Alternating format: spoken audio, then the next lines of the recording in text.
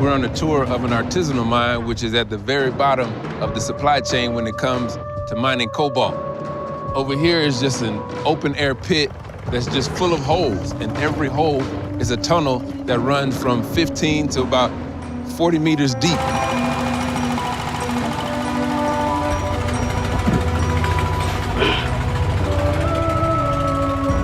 The bags coming up from these tunnels are full of cobalt, a key component that helps lithium-ion batteries used in cell phones, laptops, and electric vehicles charge faster. The DRC is the second largest country in Africa. More than half of the world's known cobalt comes from the south, mostly here in Kolwezi. The market for this valuable mineral exploded over a decade ago, and now demand for cobalt is expected to go up by 500% in the next 3 decades, with powerful companies scrambling to dominate the transition to electric vehicles.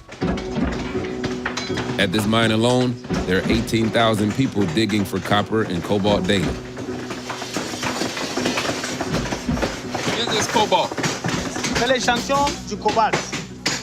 De nous approuver cet échantillon du cobalt peut nous faire combien à la pétrolière pour passer à la paiement des exploitants miniers. Raw cobalt gets pulverized, weighed, and tested for quality in local depots like this one.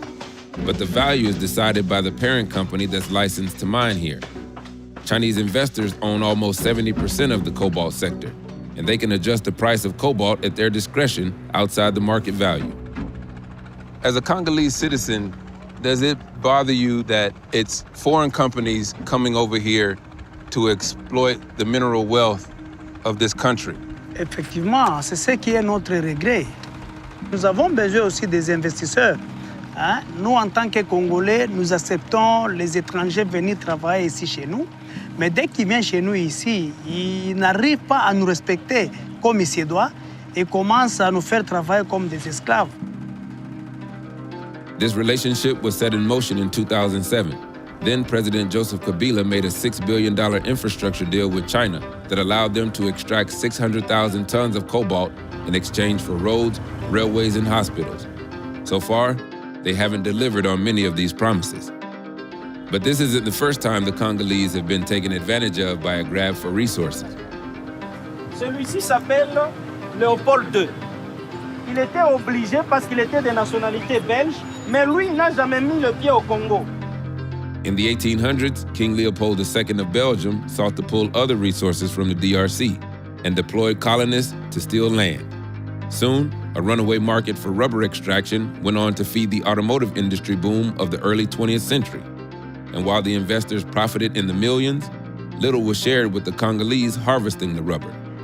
The DRC gained its independence in 1960, but was left with weakened institutions, no infrastructure for education, and a devastated local economy, all of which set the groundwork for decades of failed leadership and installed dictators.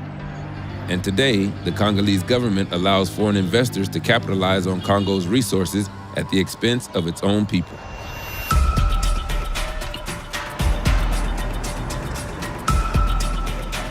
Back in 2014, a man was just digging in his backyard in the neighborhood of Kasulo and discovered there was cobalt there. It triggered a mad rush, and then it became the major source of income for that community. 9 years later, things are a bit different.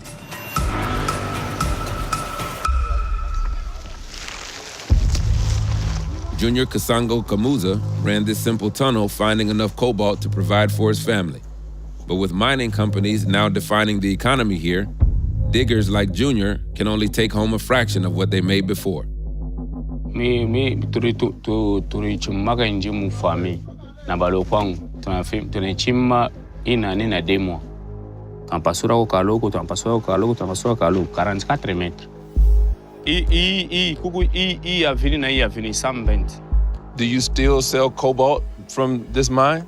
Hapa tuishi tena donc tunarete selon nani moi et ba moi jana unamletea maibui anakwambia c'est 0%, mais anakwambia c'est pandisha kule riche kule kuma 13%, anapandisha kule anashaka bana kutia Louis 14 wamuleta utamfanya nini? Tupa na teso. What is your biggest fear? Si tunavivre mu grisage et puis bachar la bisha grisage tunavivre chi And that job comes with immense risk. Landslides and tunnel collapses are frequent. It's hard to find an accurate figure, but some researchers estimate at least 2,000 miners get killed each year. Miners often die instantly, crushed beneath falling cobalt and dirt, while the more fortunate survive to keep working, but with broken bones and severed limbs, as they have no other way to make a living.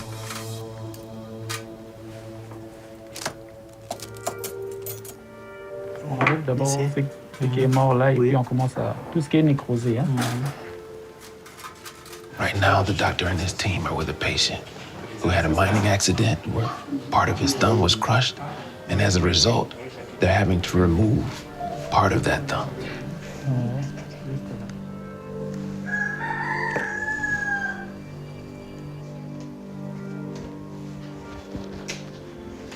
How often do you have patients that have conditions related to mining?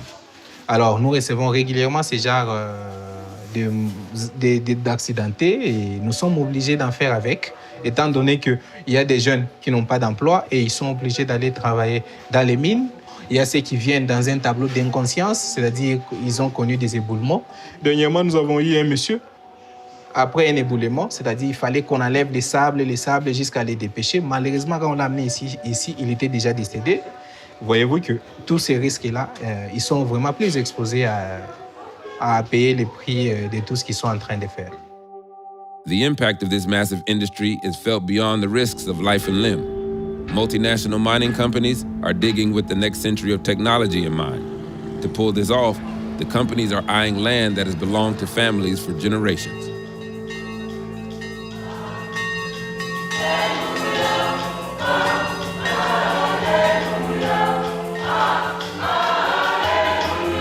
We're at the Easter service in Chabula, a village in Congo that's been here for decades. And now the people who live here are under threat of eviction because the land that this village sits on is full of cobalt. Jambo sana. Jambo sana. Esperance Chabula never expected the mining company next door to get so big. For the last 5 years, she's watched as it's progressively expanded, coming closer and closer. Even though Mama Esperance is chief of this village, she says she was never given a choice whether to move or not. Instead, she was handed an agreement between the government and the mining company to take her land, already signed. Mama Esperance, can you tell me what these numbers on the side of these homes mean? Hii manimero wanakuwa kudelocalize. Donc, nani commis, société commise. Njo inakuwa kubeba kudelocalize How long do you think it will be before you and your family have to leave this village? Mais aina na temps mrefu, 5 mois, 7 mois.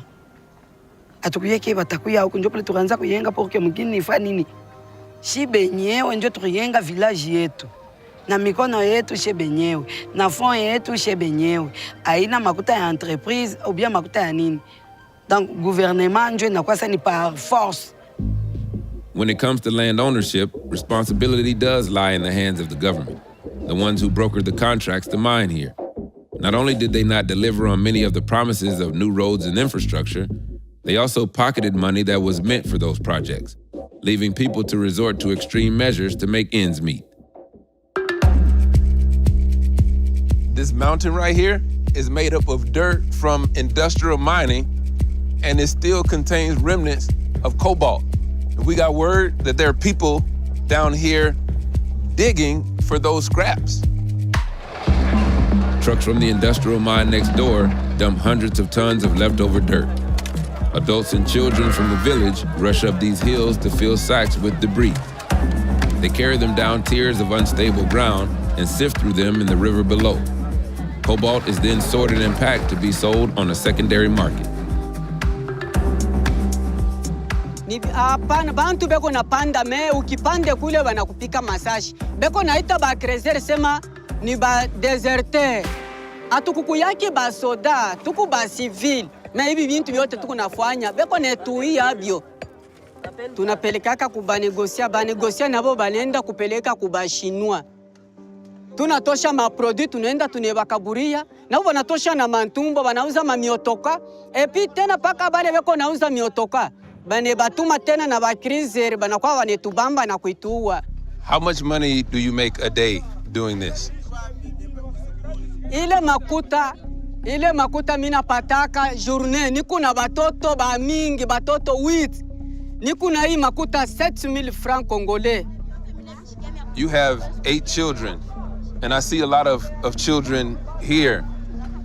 Many of these kids probably should be in school. Na batoto, imagine, mu journée ya leo, mina pata seulement 8000 francs. Batoto watafunda je? Makuta kufundisha batoto inashindakana, niko infirmier. Families who can't afford to send their kids to school are forced to send them to the mines. Researchers estimate there may be thousands of children working in Kolwezi, some as young as 5.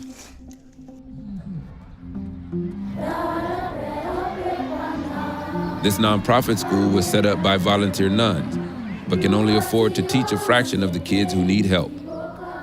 Nearly every student here is a former child laborer.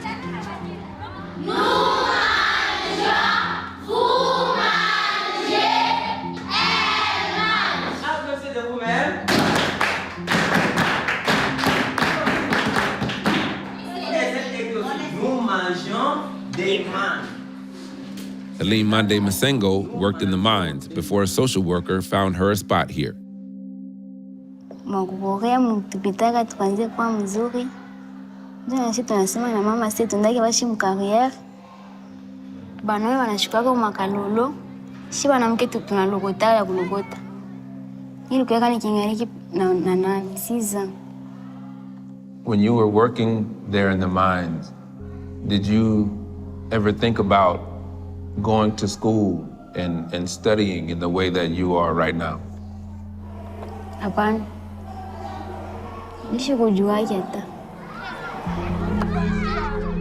This school is a fix for the lucky few in a land where long-term solutions are needed for the many.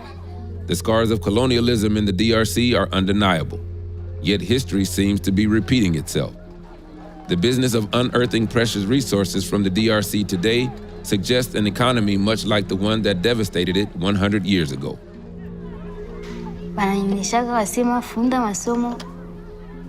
Uchunga waluko wako. Kama unaisha masomo njoo kwenye kwa na hoto nyako na wewe nani yako maisha yako ya mzuri. Ule mkariere hamna tena kinyi. Mkariere ni danger palufu na uzima. Kuku masomo njoo uzima wote wa milele ni pako kuku masomo.